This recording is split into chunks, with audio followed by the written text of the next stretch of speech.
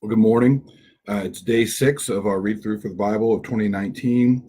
We're going to be beginning in Genesis chapter 19, going to read through chapter 21. We're going to see the destruction of the city of Sodom. We're going to see Abraham repeating some of his old ways in terms of deception regarding the fact that Sarah is his wife and not sister that worked in Egypt. Does it again with Abimelech, and that's just another indication that oftentimes the people that we see in the Bible that are held out as heroes, we see them as imperfect, and that's for a reason, because they are sinners just the same way that we are. And so, and then we're going to see the birth of Isaac, the promised seed of Abraham, the one through whom the Messiah will ultimately come. So let's begin in chapter 19. 2 angels came to Sodom in the evening, and Lot was sitting in the gate of Sodom.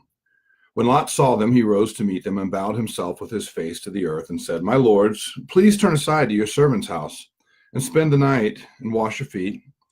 Then you may rise up early and go on your way." They said, "No, we will spend the night in the town square." But he pressed them strongly, so they turned aside to him and entered his house, and he made them a feast and baked unleavened bread, and they ate. But before they lay down, the men of the city, the men of Sodom, both young and old, all the people to the last man, surrounded the house. And they called to Lot, "Where are the men who came to you tonight? Bring them out to us that we may know them." Lot went out to the men at the entrance, shut the door after him, and said, "I beg you, my brothers, do not act so wickedly. Behold, I have 2 daughters who have not known any man. Let me bring them out to you, and do to them as you please. Only do nothing to these men, for they have come under the shelter of my roof." But they said, "Stand back." And they said, "This fellow came to sojourn, and he has become the judge. Now we will deal worse with you than with them." Then they pressed hard against the man Lot, and drew near to break down the door. But the men reached out their hands and brought Lot into the house with them and shut the door. And they struck with blindness the men who were at the entrance of the house, both great and small, so that they wore themselves out, groping for the door. The men then said to Lot, "Have you anyone else here, sons-in-law, daughters, sons, or anyone you have in this city? Bring them out of this place, for we are about to destroy this place, because the outcry against it has become great before the Lord, and the Lord has sent us to destroy it." So Lot went out and said to his sons-in-law, who were to marry his daughters, "Up, get out of this place, for the Lord is about to destroy the city." But he seemed to his sons-in-law to be jesting. As morning dawned, the angels urged Lot, saying, "Up, take your wife and your 2 daughters who are here, lest you be swept away in the punishment of the city." But he lingered. So the men seized him and his wife and his 2 daughters by the hand, the Lord being merciful to him, and they brought him out and set him outside the city. And as they brought them out, one said, "Escape for your life. Do not look back or stop anywhere in the valley. Escape to the hills, lest you be swept away." And Lot said to them, "Oh no, my lords.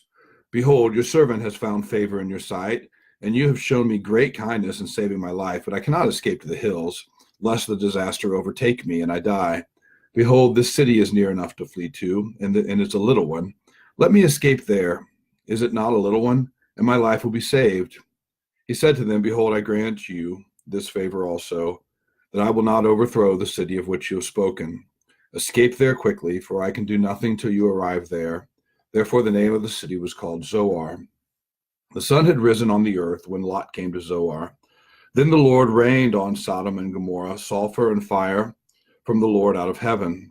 And he overthrew these cities and all the valley and all the inhabitants of the cities and what grew on the ground. But Lot's wife behind him looked back, and she became a pillar of salt. And Abraham went early in the morning to the place where he had stood before the Lord.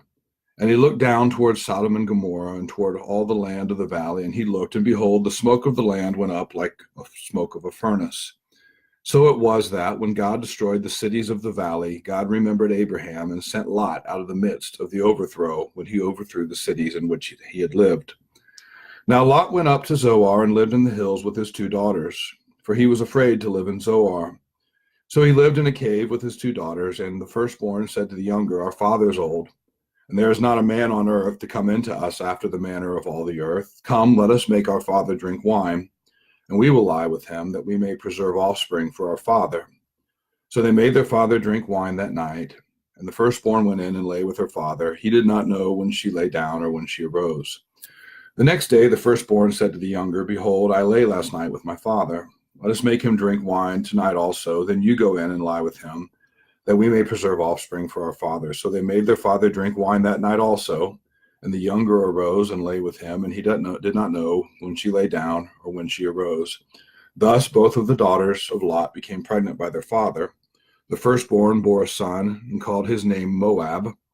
He is the father of the Moabites to this day. The younger also bore a son and called his name Ben-Ammi. He is the father of the Ammonites to this day. From there, Abraham journeyed toward the territory of the Negev and lived between Kadesh and Shur, and he sojourned in Gerar. And Abraham said of Sarah his wife, She is my sister. And Abimelech, king of Gerar, sent and took Sarah. But God came to Abimelech in a dream by night and said to him, Behold, you are a dead man, because of the woman whom you have taken, for she is a man's wife. Now Abimelech had not approached her, so he said, Lord, will you kill an innocent people? Did he not himself say to me, She is my sister? And she herself said, He is my brother. In the integrity of my heart and the innocence of my hands I have done this. Then God said to him in a dream, Yes, I know that you have done this in the integrity of your heart, and it was I who kept you from sinning against me. Therefore I did not let you touch her. Now then, return the man's wife, for he is a prophet, so that he will pray for you, and you shall live. But if you do not return her, know that you shall surely die, you and all who are yours. So Abimelech rose early in the morning and called all his servants and told them all these things, and the men were very much afraid. Then Abimelech called Abraham and said to him, What have you done to us?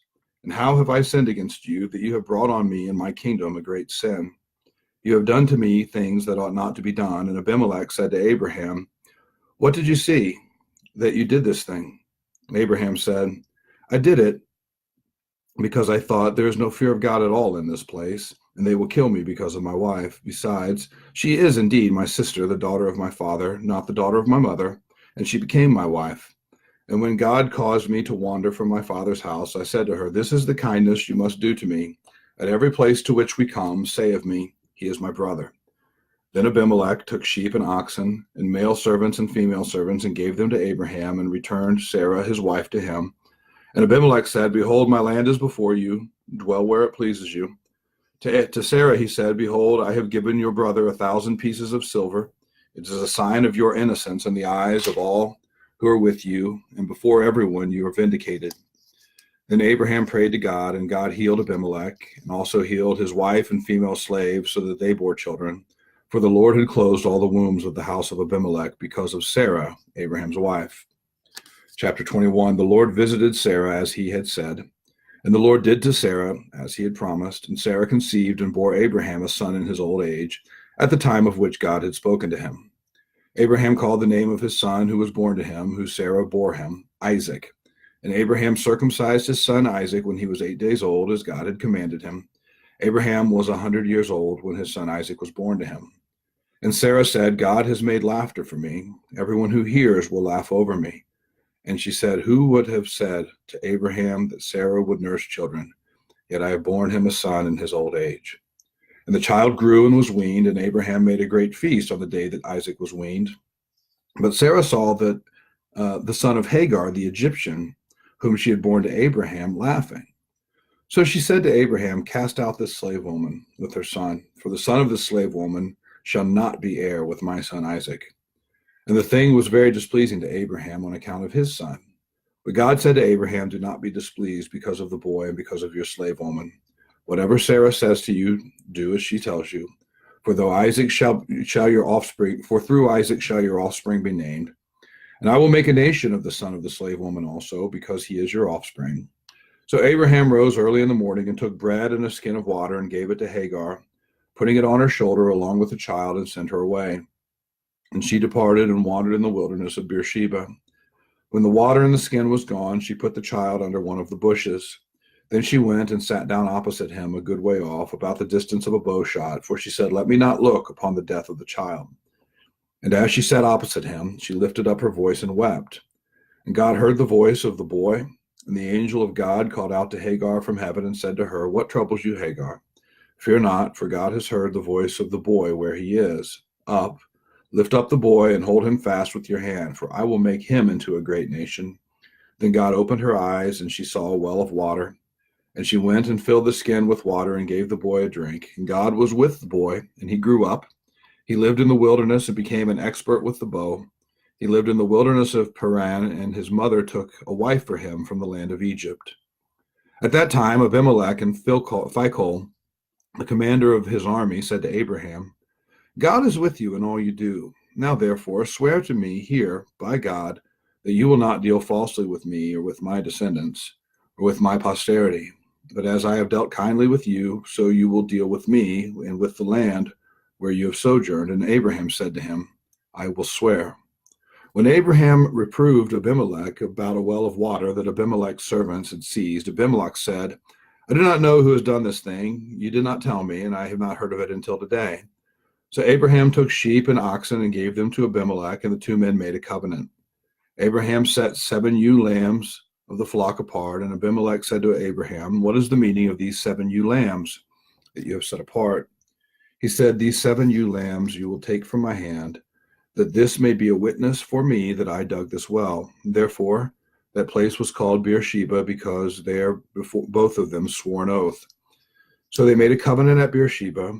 Then Abimelech and Phicol, the commander of his army, rose up and returned to the land of the Philistines.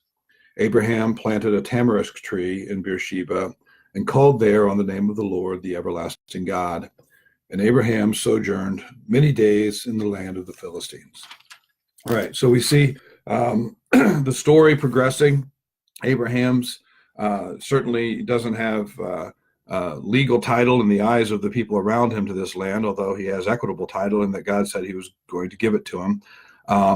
And we see him moving from place to place, certainly a sojourner in a place that is not at that point friendly to him, but becoming friendly. The fact is, God is blessing him even in his errors. We see Abraham suffering the consequences of disobedience and not trusting God. He's got the strained relationship with his son Ishmael, with Hagar, and what we're going to see beginning tomorrow, we're going to move into a call to the sacrifice the son of the promise. And it's a test of Abraham, and it's certainly a foreshadowing of the experience of Christ. God asked Abraham to do what God himself was going to do eventually. And so I hope to have more of you watch tomorrow, and you guys have a great Sunday.